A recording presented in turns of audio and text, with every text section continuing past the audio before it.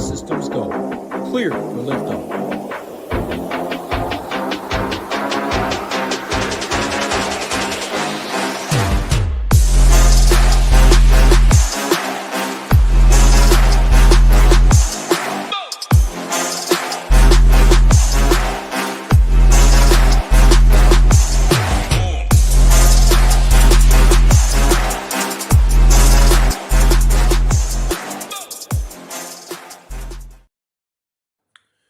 What is up, everybody? We're back for a Wednesday edition of the NBA show. Got my guy Matt with me as always.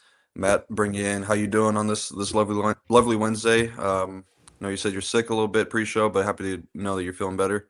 Yeah, feeling a lot better today. Just getting over strep throat, which sucks. You know, anyone with young kids knows the sickness comes with it.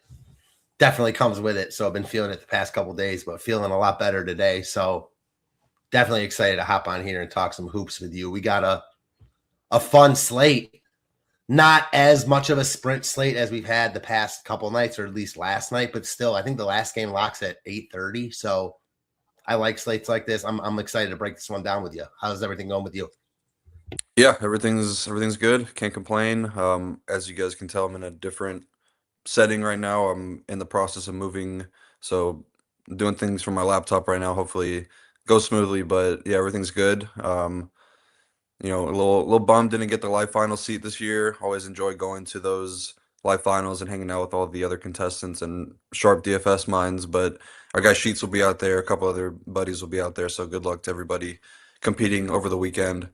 Say what's up to some people in chat. We got our guy Michael here, Marquis, Parabay, Ricky Rose, Name, Gangrene. We got Deacon, Brittany, Jermaine, J. Cole.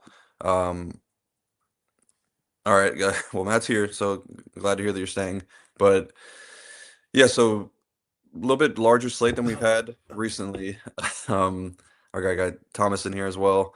But yeah, a little different slate than we've had recently. Like you said, more spread out over an hour and a half. Definitely have some value. A lot of teams tanking as well, so got a lot of stuff to talk through. But any just 30,000 foot overview of the slate before we get started?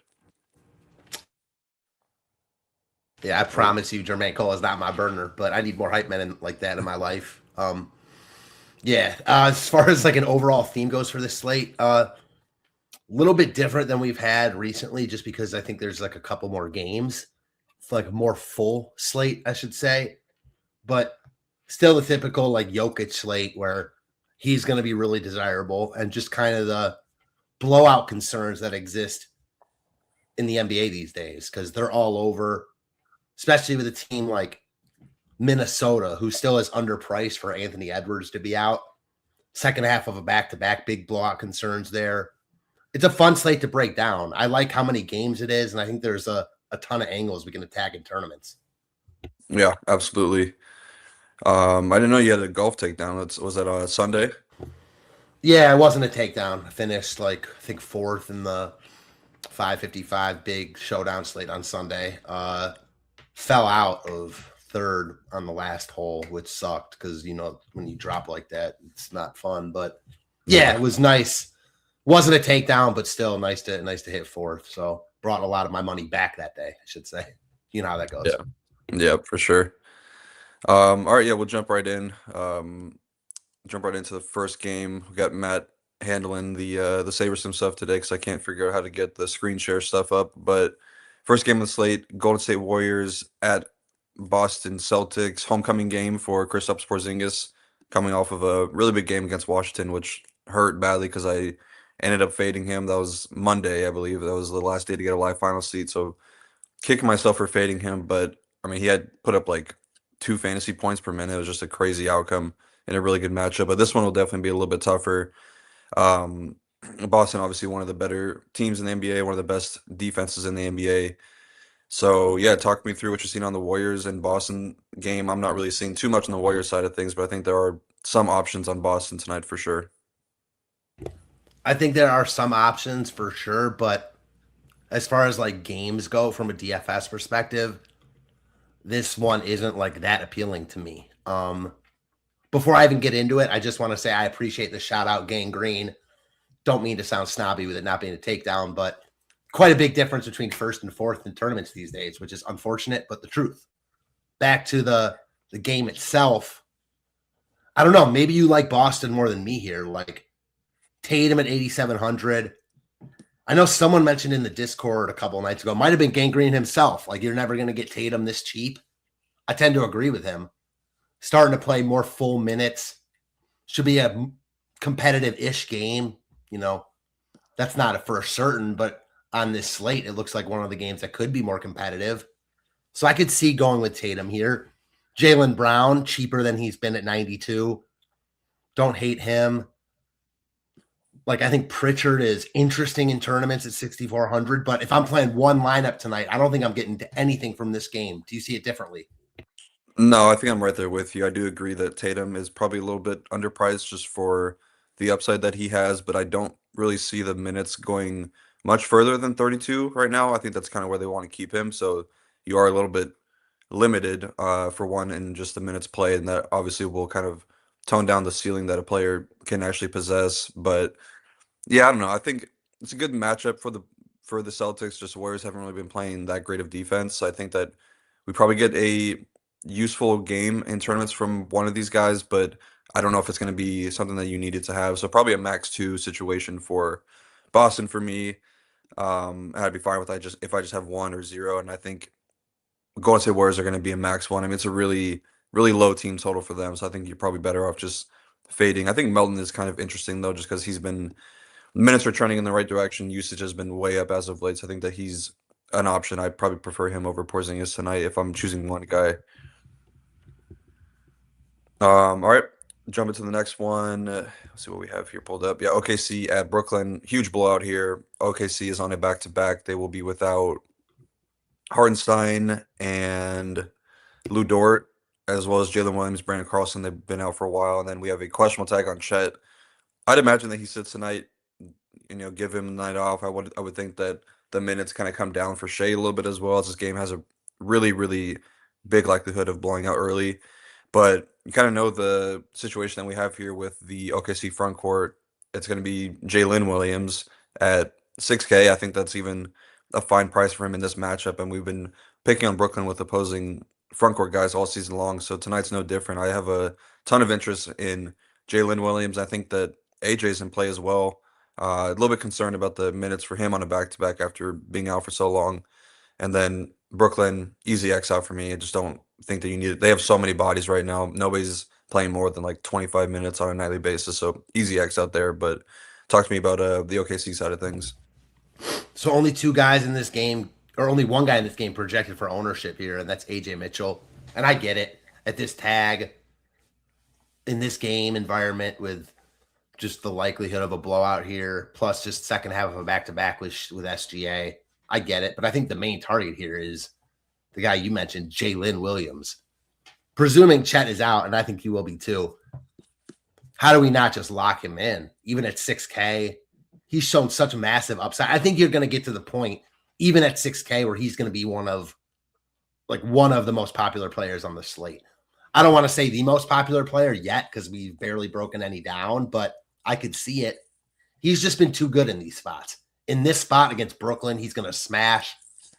I have a hard time not locking him in and if I'm playing one lineup. Do you see it differently? No, I mean, look what he's done the last 4 starts. The early season stuff was kind of, a little different, but he's just been a beast over the last 4 starts. He had 51.5 against the Spurs, so tough matchup. 56 against Detroit, 57 against Denver. So I don't see how he doesn't go for like minimum 40. Yeah, he's like I don't know. I don't want to get crazy with it, but like in this spot, if like DK pricing came out like a half hour before lock and it was like in this spot with all these guys out for OKC, presuming Chet is out again, he's like a 8,500 9K player in this spot, which is nuts to say, but it's true. Yep, definitely believe that. So it's really just Jalen for you, or did you have any other interest in like Shea or like AJ Mitchell, Jared McCain, anything like that? So SGA to me is strictly a spend up to be contrarian option here, and like the appeal comes from the ownership. At the end of the day, we're playing an ownership game, and he's going to be like 1% owned, like real low owned. So whenever you get a player of his upside, and it's not like he can't smash here, and it wouldn't be the craziest. Like, it wouldn't be crazy if Brooklyn loses by 12 here, and this game is more competitive throughout than it's expected to be. And in a situation like that, if you get Chet out as well, and you get full SGA minutes at like no ownership, I could see the case for him in tournaments. If I were playing 150, I wouldn't hate getting over the field on him, especially because Jokic is in a big blowout spot. There's blowout concerns everywhere. So that's my interest in SGA. Tough to like prioritize him in single entry. What's your take on AJ Mitchell here?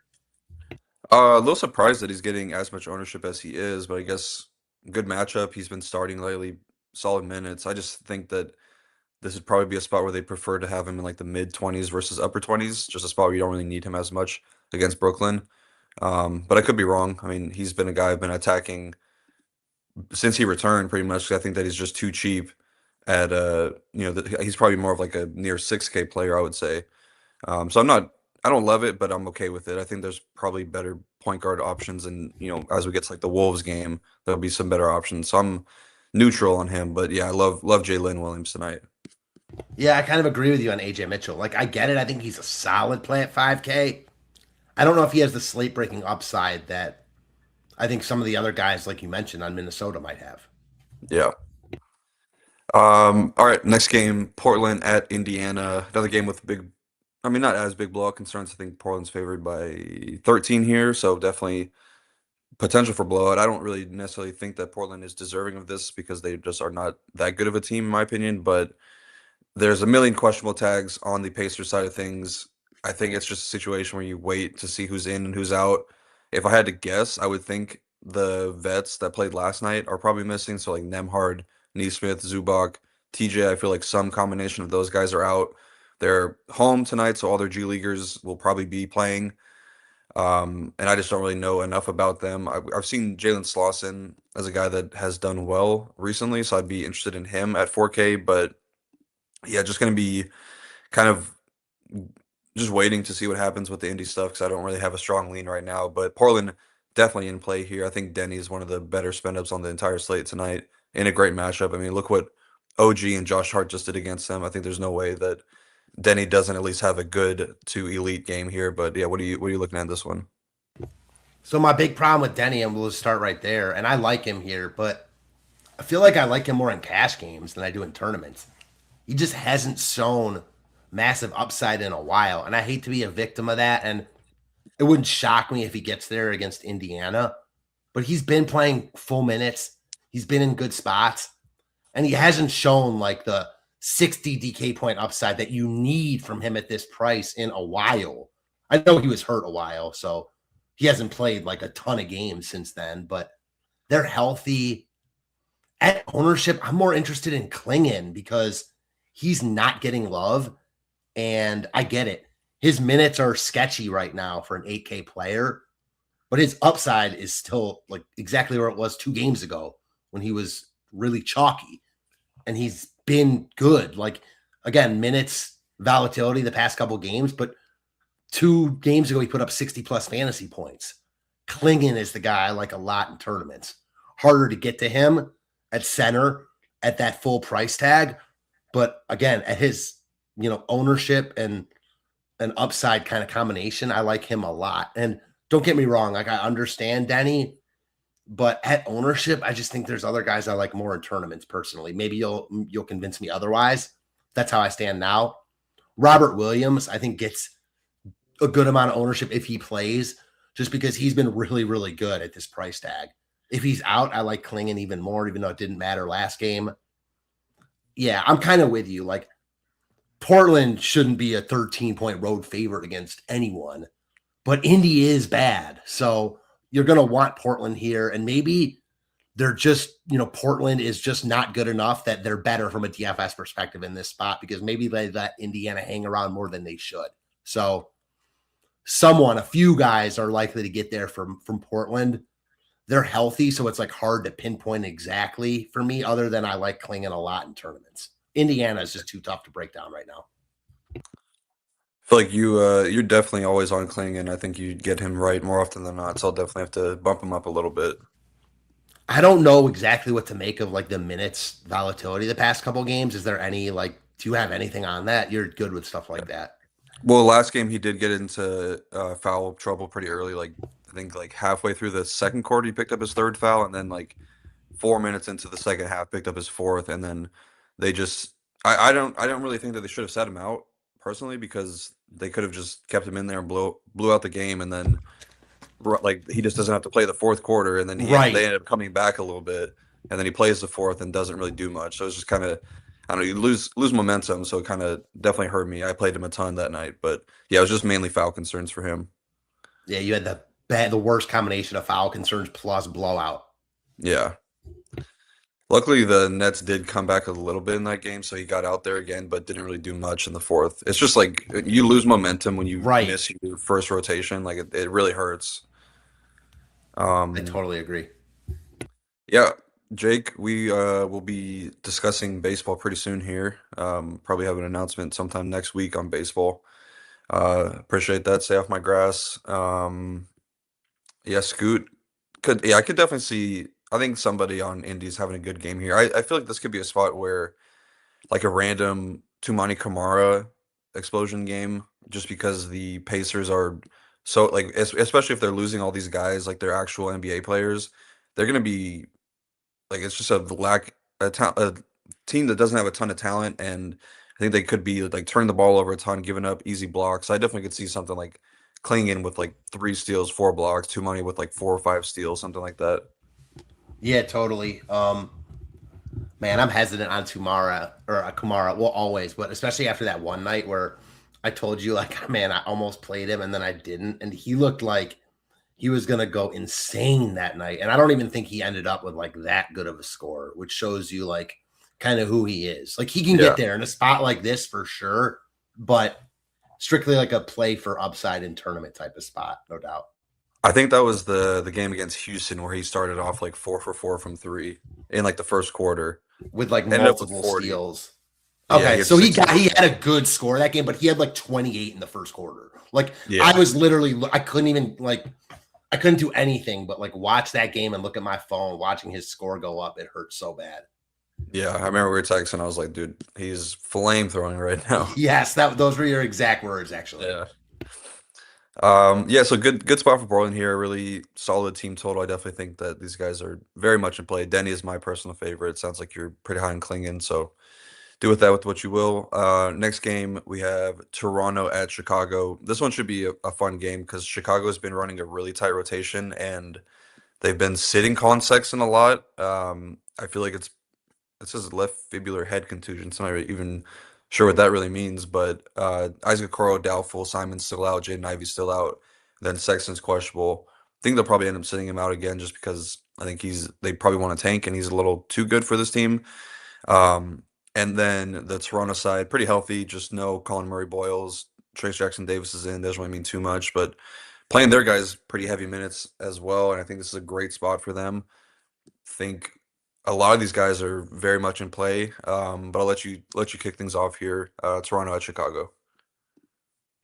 Yeah, so Toronto is definitely in the better spot, but I'm going to start off with a Chicago guy, and that's Josh Giddey.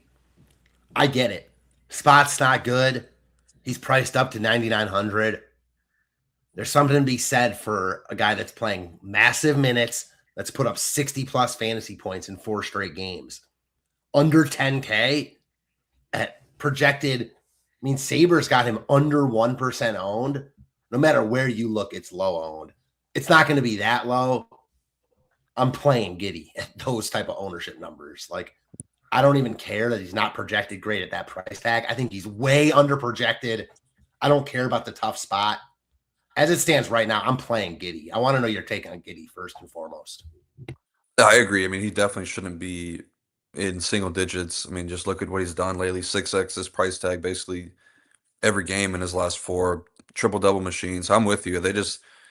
Billy Donovan wants to play him a lot. He's been playing great, shooting the ball a lot better. So I'm with you. I think that he should definitely be higher on than he is. So I'll get to him. But yeah, I mean, if there was a spot for him to underperform, I feel like it could be this one. I don't really view I agree.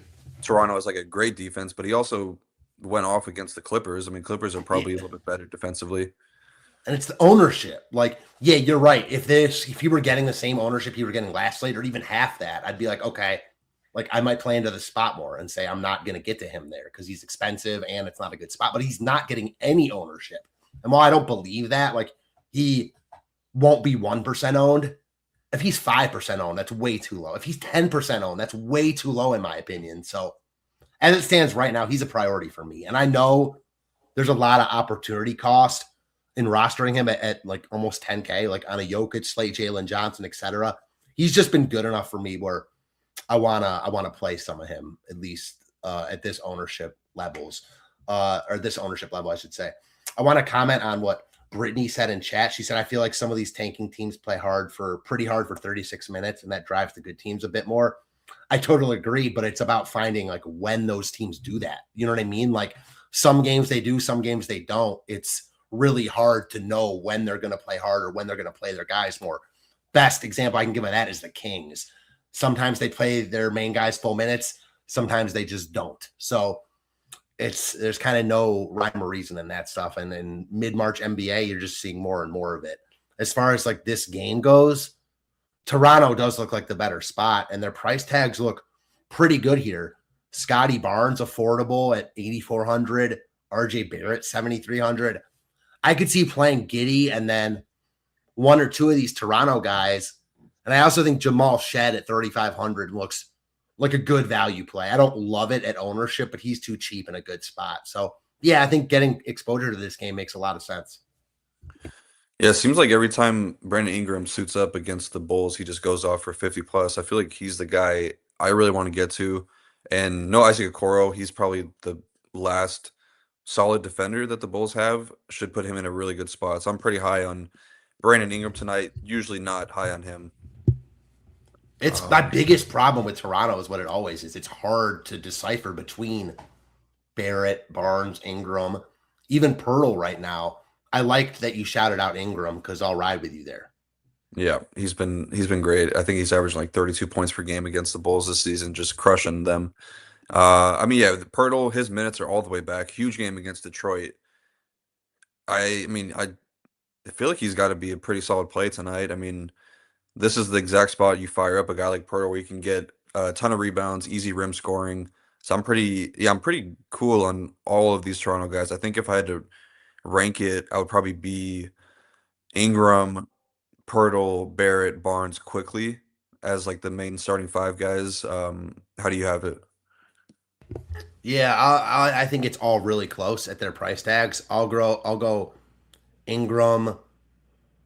I'll go Ingram, Barnes, Barrett, Pirtle too, but it's like really close because I don't know. I could see Pirtle being first there. Like I think it's very intertwined, and honestly, I think this is a spot where you could lean into. I don't think you have to because there's other good spots on this slate, but I think you could because all of the main Toronto guys we just talked about, like I think they're priced correctly for like their median outcome here, but I think they all have big upside in this spot, and there are outcomes where like Toronto just like nukes, not even necessarily a blowout. Like Chicago could even be somewhat competitive, but a bunch of Toronto gets there. So certainly interested in the Raps here. Yeah, it feels like the Bulls have been in a ton of shootout games lately. I mean, the Warriors, those 130, 124, 126, 110 against Sacramento, 130, 142 against the Lakers. Like, should be a very appealing game environment as a whole. I feel like you'd be pretty smart to get one or two of these guys, or get exposure to a lot of these guys. I would say it's not like a min one situation, but I feel very strongly that this is probably the team that has at least one guy doing really well tonight. I totally agree. All right, cool. Next game is my Utah Jazz heading to Minnesota, take on the Antless and Nas Reedless Timberwolves. I mean, yeah, this is a spot where it's like this is one I would make a min one rule of for Minnesota. For one, they're in such a good matchup against Utah, dead last in defense over the last few weeks, I believe. I think they maybe not dead last, but they're down there. Obviously, a team that we always pick on, and they've been really getting beat everywhere around the rim. They've been a huge 3-point funnel all season long. But Minnesota, they just run things so tight, and now you're losing your backup 4, backup 5 don't really think that they're going to go deep into the bench. So it's just going to go more to Kyle Anderson and Bones Highland. I mean, these guys are all very, very strong plays. I'm going to be playing a ton of these guys. I don't really have like a take on who's the best because you have the price ranging all the way from 8K down to 4K of guys that I'm going to be playing. So it's really just wherever they fit is gonna be how I fit them into my lineups. But yeah, what are you looking at on the Minnesota side of things and anything on Utah? Really hard not to play at least a couple of these Minnesota guys, like at least a couple between Dasunmu, Bones, and Randall. Like those three look like priorities for me. They're just not priced correctly for this spot for Ant to be out. Like then you throw in Nas being out. Like, yeah, I'm gonna play Dasunmu, Bones, and Randall. Anderson, I like. I think he's a little bit volatile, but he's not getting a ton of ownership. So he's certainly someone I want exposure to. DiVincenzo absolutely killed me last night, but man, like better spot. I think he has upside in this spot, more than ownership implies. So he's also someone I'm really interested in. I think like Toronto, you can totally lean into Minnesota here and play a bunch of these guys. They all look good. I feel like Bones is my favorite just because he's so cheap and any game, it's hard to see him not getting there in like any game script. But I like all of them. And I think you're going to need Minnesota here. Like, no doubt about it. Man, the Dante game was so odd. I was watching like the first quarter of that one, and he tried to take off from like the middle of the paint to dunk over Oso Ighodaro and just completely missed it. I think his momentum was just screwed since then. I mean, 0 for 8 from the field was just missing easy layups. Just tough game for him. But if there was ever a spot for him to bounce back, it would be against a team like Utah where he can get up a ton of threes. Um, Anything you want to add there? Go ahead. No, I just totally agree. Like, obviously, a little, don't love his performance last night, but that's not going to keep me from playing him tonight. I mean, upside is still there, and he's going to be one of the lower, like, he's going to be much lower owned than Dasunmu, Bones, or Randall. Yep. I think Rudy is probably the worst of the bunch just because he's so expensive, or not so expensive, but a little bit higher priced than he probably should be. Played a ton of minutes last night, got there, was beast on the rebounds. I mean, he's probably gonna do that again here, but I would imagine his minutes are probably to like 32 and even with Nas out, I feel like they probably give Kyle Anderson more small ball minutes. A little bit of a revenge game for Kyle Anderson as well. If you guys recall, he did leave Utah kind of on weird terms.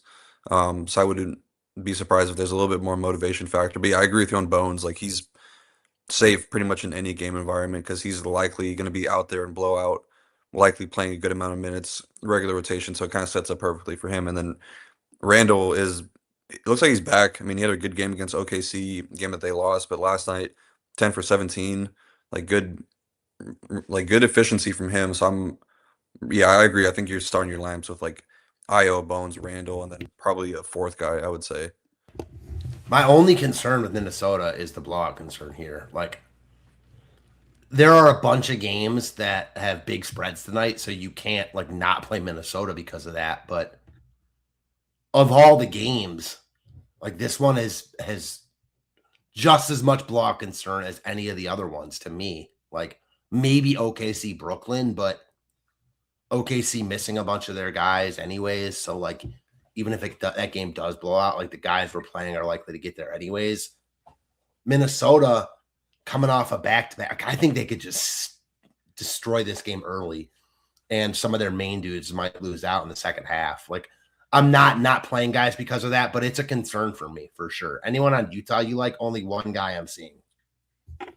Were you gonna say my guy Cody Williams or Sensabaugh?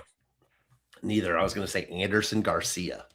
Oh, okay. Yeah, he's running out of games pretty soon. So I mean, he played 43 against Sacramento.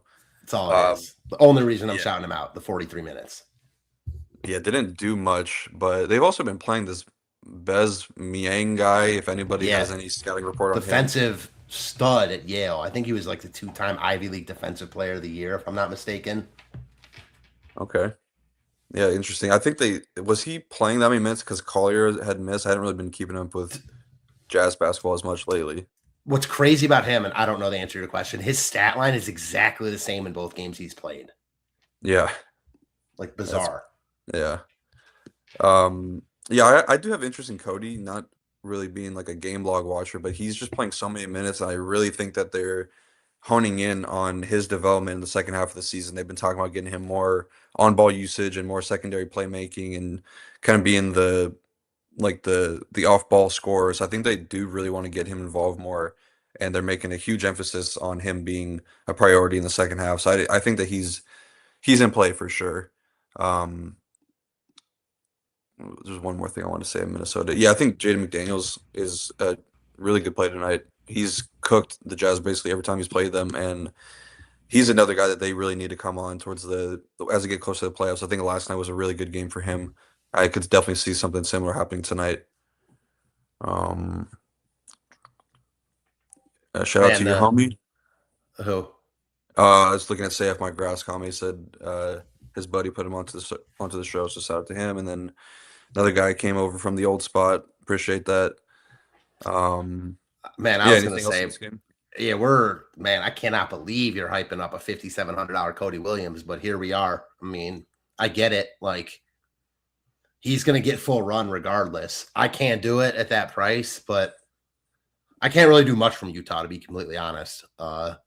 It's just hard to get there on this slate where there's so many good plays, like roster spots are at a premium. Yeah. Yeah, I mean I think anything on Utah is more of like a 150 max type deal, and it's probably a max 1 situation just in general. I am like kind of intrigued by Bez Bang. I'm not exactly sure how to pronounce it. I'm usually good with names. I am not sure with that one. But again, blowout possibilities here, even in like he's playing big minutes. So 3,700. I like Minnesota a lot here. Like, I don't think he's the craziest way to get different at like a really cheap tag. Yeah, 200 more than Shed, getting no ownership versus like upper teens for Shed. So I think that's a pretty decent pivot right there. Yeah, I totally agree. Like, I think Shed is the better play, but it's not like Shed is not like a mispriced $3,500 player. He's just a little bit too cheap for the spot. So I'm totally with that. Yeah. All right. Next game we will jump into is Clippers at Pelicans. Crazy to see the Pelicans favored here, but it is a home game. They've been playing really well with DeJounte Murray out there.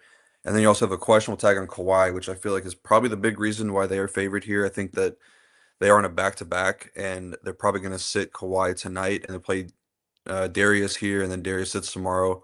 Kawhi is in tomorrow. I think that's what's going to be happening here, but yeah, I mean, pretty solid game total.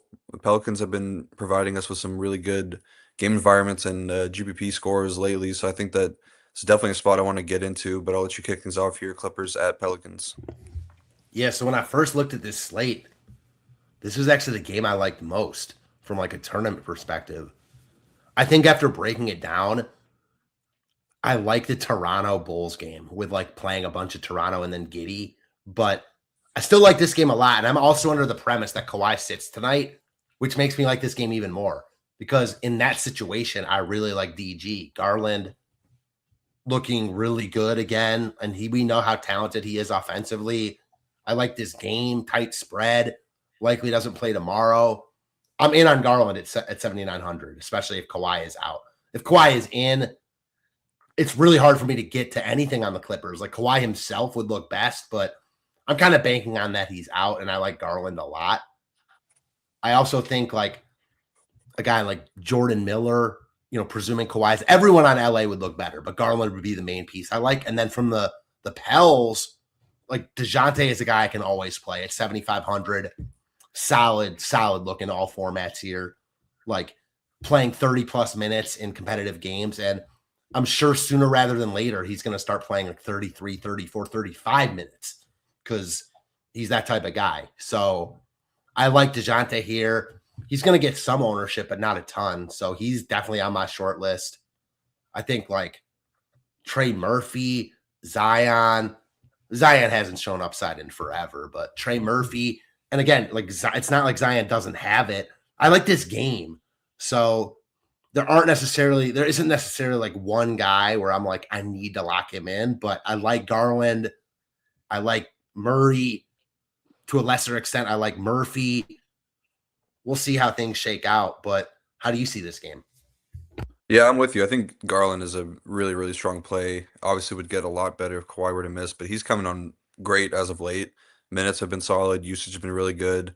But shooting the ball a lot better. I mean, 4 made threes in 4 straight games, 5 in the other one. So he's been cooking. So I'm pretty cool with Garland here. I think Miller is definitely in play though. He's had pretty strong usage off the bench. So I like him a good bit, especially if Kawhi were to miss. I think that put him in a really big spot. And then you could make a case for like Derek Jones Jr. and Chris Dunn a little bit. Probably not as much on Dunn, but I think Jones Jr. would definitely be in play a little bit. Um, Saw our guy asking about or Kobe Brown. I think you probably mean Sanders because Brown Yeah. is with Indy now. But Brown is in um, play, but in another game. yeah, yeah. I mean Sanders got to be in play. Chris Dunn loves Kobe Sanders. He called him a 6'8" demigod. I was watching the stream after a post game show and he was on there, but hasn't really playing a ton lately. But I think he would definitely get a pretty big minutes uptick if Kawhi were to miss. I think you'd have to have interest. Somebody with small forward eligibility at 3.3K. Yeah, I don't hate it. Basically echo everything you said on Pelicans. I think DeJounte is probably my favorite, probably lower on Zion just because I haven't really seen it from him lately. I don't really expect it to come here in this game in particular, but he's not in play. I would probably just rather bank on DeJounte or Murphy as the guys that hit a ceiling game. Yeah, exactly. Like if you're playing 150, you're not taking him out of your pool, but like it's really hard to like lock him in smaller field stuff if you're hand building. We see it the same. Yeah. All right. Next game, another game with a pretty big blowout concern. Denver at Memphis. Um, yeah, I mean, Memphis is an X out for me. They got enough healthy bodies tonight. I guess if you wanted to play somebody, it would probably be Ty Jerome just because he's been an elite per minute producer this season. But I don't really think I want to go there. I'd rather just spend down a point guard or spend up a little bit for a guy like Garland or DeJounte Murray. But yeah, obviously Jokic and Jamal are in really, really big spots here. No Aaron Gordon tonight, so some minutes will open up. I see um, Spencer Jones getting a little bit of ownership. Cam Johnson's been playing much better as of late. This is a pretty good matchup for him in particular because Memphis does give up a ton of threes. But yeah, I mean, I think Jokic is a exceptional spend up tonight. Minutes should be close to full here. Not a huge blowout like the OKC game, but I mean, he's going to be great from a per minute basis. I just don't really know if you need him at this price tag. But yeah, any thoughts on that? Jokic is 12.5K tonight. Yeah, so I think Jokic is the best spend up option, but I do think the blowout concern is real here. Like the back to back concern isn't much for me because he only played 25 minutes last night. But even though the spread is a little bit tighter than Brooklyn, OKC, like the reason that I think guys like SGA are even in play in tournaments is because I think there are scenarios here where Jokic is not playing the entire fourth because Denver just absolutely rolls here. That said, I'm not playing the slate as if that happens. So if I can get to Jokic, I'd like to get to Jokic. I'm not buying that Jamal is going to be as owned as Jokic here, like at all, especially after the past 2 games. We have value on this slate. I think Jokic is going to be pretty, like, not highly owned, like not 60, 70%, but I think he's higher owned than Sabres projecting right now personally. And I think Jamal is lower owned. We'll see how that shakes out. I think Spencer Jones is a fine filler, but that's it for me. Like, I don't view him as a guy I like want to play, just a fill-in option that I think you can play. A little bit intrigued by a Christian Brown. Good game last night. I think Denver can kind of play with their food in this spot. So I could see a couple Nuggets getting here for sure. They're a little bit shorthanded, really good spot. And I'm with you on Memphis. The only guy would be Jerome, but impossible to like prioritize him. All those guys we mentioned earlier, DeJounte Murray, et cetera, I like more than him. So just a contrarian option for me, but Denver's hard to avoid. Yeah, I definitely agree that it could be a spot where they just don't play in the fourth again. I mean, I was looking at last night's game, they waxed Philly. Um, I mean, I could definitely see it happening here again, but none of the starters played any fourth quarter minutes.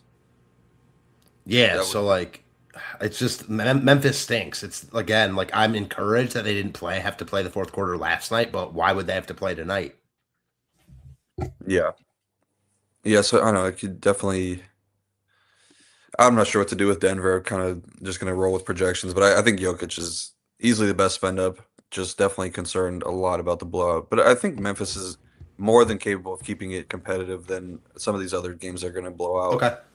Yeah. Well, if that's the case, then like I think Jokic is a priority play because the in those type of outcomes, I think he's got a likelihood of just being a guy you absolutely need. Like 80 plus fantasy points well within the cards here just because of the spot that he's in. So if you think Memphis is more likely to keep it close than a bunch of these other teams, then I think you just play Jokic and move on. Yeah, I mean they just like they have their guys tonight. Jerome's back, Gigi's back, Cedric That's a Howard. good call. Yeah. So I think they're capable of keeping the game closer than some of these other blowouts. Um It's in Memphis too, to your point. yeah. Yeah, so travel game for them. So I mean they didn't play a lot. So I think that they'll we'll see these guys play in the fourth quarter. All right. Last game, I believe, on the slate, Atlanta at Dallas. Another game with a lot of, I would say, some game stack appeal. I mean, this is a pretty solid total, close enough spread. Love the spot for Jalen Johnson here in particular. But my guy, Nikhil Alexander Walker, coming off of a career high, what was it, 41, I believe, against Orlando. Um, yeah, 41, went 9 for 14 from three. Definitely would not have drew that up against Orlando, usually a team that is pretty good at limiting three-point shooters. Dallas is I don't know if they're necessarily one of the best three-point defenses in the league, but they don't give up a ton. They're much more attackable around the rim. So I'm pretty high on Jalen Johnson tonight as a spend up. I think he's up there with Jokic, and I guess that's kind of it. Like I'd probably prefer him over Shea tonight. Maybe Giddy is kind of more comparable, but I think Jalen's in a really, really good spot here. I like these Atlanta guys a ton. But yeah, talk to me in this one. If you see anything on the Dallas side, let me know. They seem a little bit tougher to get to here. So I'm just gonna ask you straight up, like in one lineup, are you playing Jalen Johnson or Giddy? I would probably go Jalen tonight. Okay. Like I'm with you. I think Jalen is like the better play on paper, but I gotta roll with Giddy at ownership. Like that's also my hesitation on Jokic is like, man, I'm scared to fade Jokic because I think his upside is so massive here. But I think there's other builds that look really good. Like there's a really good mid tier tonight, and Giddy's like kind of the upper tier of that. So I think there's different ways to build, which is why I like this slate in tournaments. But yeah, I'm with you on this game. Like, kind of reminds me of the Clippers Pels game where there isn't like one guy where I'm like, I need to play him, but I could see myself playing a bunch of guys here. Jalen Johnson, your guy PJ Washington, your main guy Najee Marshall. I'm really salty I didn't text you about him the other night because he was close to making one of my lineups and I didn't play him and he went nuts. He's playing good ball right now. I like him here. I think Cooper Flag is like at least interesting as a spend up to be contrarian option. Again, I don't think there's any priorities from this game. And if you told me you weren't playing anything here, I wouldn't fault you. But if you told me you were playing four pieces here, I also wouldn't fault you. So really intriguing spot for tournaments. What's your take on Najee Marshall in this spot?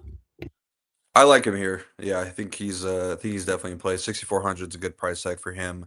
There was like a stretch where he was ice cold from the field, and he even said like I don't feel like myself. But last couple of games he's been really good, getting more mixed in on ball, 7 assists back to back games. So I'm pretty high on Najee, and there's definitely some more. I think more ball handling and usage could funnel to him because Flag will get the Dyson Daniels assignment. Now he doesn't really have like a cakewalk matchup either because Nikhil Alexander Walker is a pretty good defender in his own right. But I think it's probably better to play Najee over a guy like Flag, just because he's 3,500 cheaper, showing similar upside. So I'm pretty good with Najee tonight. Yeah, just so much easier to fit than Flag. You're there's just so much opportunity cost on this slate when you're playing Cooper Flag. I mean, the guys we just talked about, Jalen, Giddy, Jokic, become infinitely harder to play with a guy like Flag. Yep. Yeah, Najee does have one of the better floaters in the game. I like watching that. Um, yeah, that's all the games. Unless there's anything else you want to talk through in this one, I think that we can close it up and get out of here. No, I got to finish up the slate plan for members. Excited for this slate tonight. Again, like not a true sprint slate, but still, I like these slates without the West Coast games. Just easier to watch. Yeah, for sure. I haven't watched much of the West Coast games lately, but need to. I think there's a pretty solid game tonight, if I'm not mistaken. Yeah, Lakers at Houston. That game's huge, and I guess it's a perfect time to shout out our guy Little Neck. He'll have the showdown slate plan up for that one, but a really big game for the Western Conference standings. I think the Lakers could clinch the tiebreaker if they win this game. Um, yeah, any overall thoughts though as we get closer to the playoffs? What you've been seeing from some of these teams? Yeah, a little bit down on the Cavs first and foremost. That's the first team I think of when you asked me that question, just because they don't look great. Allen's been out longer than expected, and Boston obviously getting healthy with Tatum, who, I mean, at least for me right now, like still best player in the East. I mean, obviously there's Giannis when he's fully healthy, and I love Donovan Mitchell, but a fully healthy Tatum, which he's probably not yet right now, but soon will be, is scary, especially with the way Jaylen Brown's playing. I'm not sure any team in the East can beat Boston. I think Cleveland's number 2, but that might be delusions of grandeur for me, honestly. The West, I still give Denver more of a shot than I think the field does, but yeah, I guess I'll get your take on this. Like I was talking, I think, about this on our Monday show. Did you hear Fred VanVleet talk on San Antonio about how people just need to kind of slow down with, crowning them, that they've obviously been impressive but haven't done anything in the playoffs? I'm kind of with him. Like, we'll see, but they haven't won anything in the playoffs. And I think that the game changes. And usually in the NBA, you kind of got to go through those bumps to make it farther in the playoffs. And I don't think San Antonio is going to be an exception to that. I know they've been amazing. They seemingly have OKC's number. I'm not buying them to come out of the West. Are you? I kind of am. I get what he's saying and what people say about that, but I mean, you don't have, you can't get over the hump until you do. Like, eventually they're going That's to. true. And yeah, I mean, like I've talked about it over the last couple weeks. Like some of these teams that they've been playing, and their Eastern Conference team, like Detroit, they really went all out, and I feel like they're treating those games like playoff games to get more experience as they get closer to the playoffs, playing against really good teams in the other conference. So I think that I do think that the Spurs can come out of the West, but I do think it's gonna be really, really tough to get past OKC. Yeah, and Denver, just like playoff moxie Denver.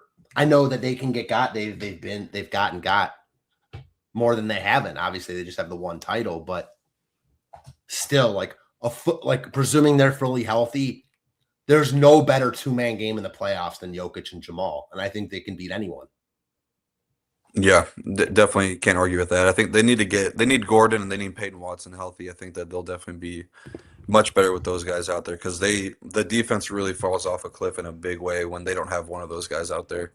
I totally agree, but with both those guys healthy, I think they're really dangerous. Yeah, for sure. All right, always good getting your thoughts on overall on the NBA, but yeah, we'll get out of here. Great show as always. Appreciate everybody tuning in, and yeah, catch me back on stream tomorrow. I believe back with title, and then Matt will be back on Friday with other Matt. Um, get this set up here. Good. All right. Yeah, good luck tonight, everybody. Catch you later.